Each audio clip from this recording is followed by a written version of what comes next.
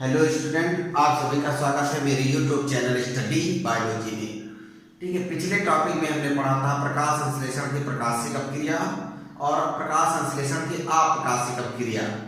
आज हम पढ़ने वाले हैं प्रकाश संश्लेषण को प्रभावित करने वाले कारक। वे कौन से कारक या फैक्टर हैं जो प्रकाश संश्लेषण की क्रिया को प्रभावित कर सकते हैं, क्रिया की दर को कम अथवा अधिक कर सकते हैं। तो इससे संबंधित जो है दो कारक होते हैं, बाह्य कारक और आंतरिक कारक। बाह्य कारक में कौन कौन से आते हैं? सूर्य का प्रकाश आता है, CO2 की मात्रा आती है, तापमान आता है, जल और खनिज लवण आते हैं। तो ये हो गए हमारे बाह्य कारक। और आंतरिक कारक में कौन से आते हैं? पत्तियों की बनावट है, स्टोमेटा, रंध्र की संख्या और स्टोमेटा या रंध्र की बनावट। ठीक है, तो सबसे पहले चलते हैं बाह्य कारक की ओर। तो बाह्य कारक में पहला कारक दिया गया है सूर्य का प्रकाश। सूर्य का प्रकाश भी प्रकाश संश्लेषण क्रिया को प्रभावित करता है, क्योंकि सूर्य के प्रकाश में 7 रंग होते हैं और प्रत्येक रंग की तरंग दैर्घ्य जो होती है वो भिन्न भिन्न होती है। तो अलग अलग तरंग दैर्घ्य वाले सूर्य के प्रकाश की किरणों में प्रकाश संश्लेषण की क्रिया भी भिन्न भिन्न होती है। जैसे इसमें दिया गया है लाल रंग के जो प्रकाश, सूर्य का प्रकाश होता है लाल रंग का, उसमें प्रकाश संश्लेषण की क्रिया की दर सबसे तीव्र होती है, सबसे तेज होती है। लेकिन जो नीला रंग होता है, नीले रंग का प्रकाश होता है, सूर्य का प्रकाश होता है, उसमें प्रकाश संश्लेषण की क्रिया सबसे धीरे होती है, स्लो होती है। ठीक है, अगला दिया गया है कार्बन डाइऑक्साइड की मात्रा। तो कार्बन डाइऑक्साइड की मात्रा भी प्रकाश संश्लेषण की क्रिया की दर को प्रभावित करती है।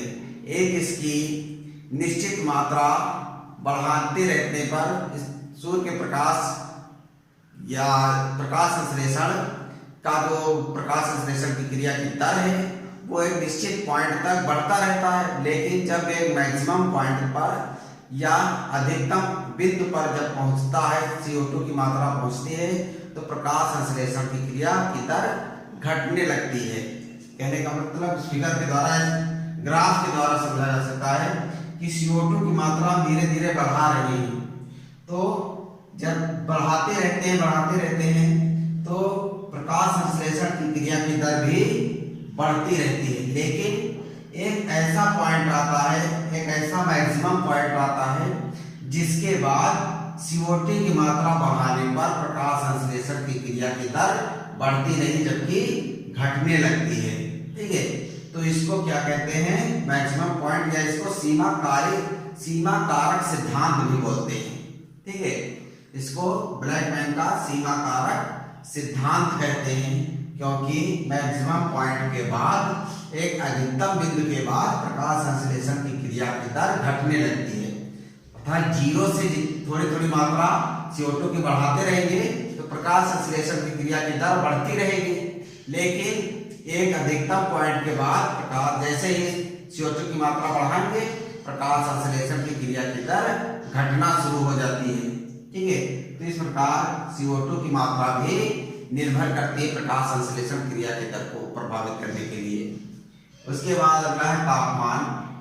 जो तापमान भी होता है, टेम्परेचर, ये भी जो है प्रकाश संश्लेषण की क्रिया को प्रभावित करता है। जैसे 10 से 35 डिग्री सेंटीग्रेड पर जो है प्रकाश संश्लेषण की क्रिया सबसे उपयुक्त होती है, सबसे अच्छी मानी जाती है। 10 डिग्री सेंटीग्रेड से कम होने पर, तापमान कम होने पर भी प्रकाश संश्लेषण की क्रिया की दर कम होती है, और 35 डिग्री से अधिक बढ़ाने पर भी प्रकाश संश्लेषण की क्रिया की दर कम होती है। ठीक है, तो 10 डिग्री सेंटीग्रेड से 35 डिग्री सेंटीग्रेड के मध्य प्रकाश संश्लेषण की क्रिया सबसे उपयुक्त या अच्छी होती है, और 10 डिग्री से कम या 35 डिग्री से अधिक तापमान होने पर प्रकाश संश्लेषण की क्रिया की दर में कमी आती है। ठीक है, और अगला है जल, वाटर। जल की मात्रा भी जानते हैं, प्रकाश संश्लेषण क्रिया कैसे होती है? CO2 प्लस H2O और क्या बनता है? ग्लूकोज बनता है। ये क्रिया है प्रकाश संश्लेषण। तो प्रकाश संश्लेषण के लिए जल अति आवश्यक तत्व होता है। प्रकाश संश्लेषण के लिए जो जल प्रत्यक्ष या अप्रत्यक्ष दोनों रूप से प्रभावित करता है। ठीक है, तो जल भी बहुत इंपॉर्टेंट होता है प्रकाश संश्लेषण के लिए। जल नहीं होगा, जल की कमी होगी तो प्रकाश संश्लेषण क्रिया की दर भी प्रभावित होगी। अगला है खनिज तत्व। तो खनिज तत्व भी प्रभावित करते हैं प्रकाश संश्लेषण को। जैसे यहाँ पर आयरन दिया गया है, मैग्नीशियम दिया गया है। आयरन और मैग्नीशियम तत्वों से मिलकर क्या बनता है, पर्णहरित के तत्व बनते हैं। और जानते हैं प्रकाश संश्लेषण की क्रिया पर्णहरित की उपस्थिति में होती है। जब ये तत्व नहीं होंगे, मैग्नीशियम और आयरन तत्व नहीं होंगे तो पर्णहरित नहीं बनेगा। और जब पर्णहरित नहीं बनेगा तो प्रकाश संश्लेषण क्रिया नहीं हो सकती है।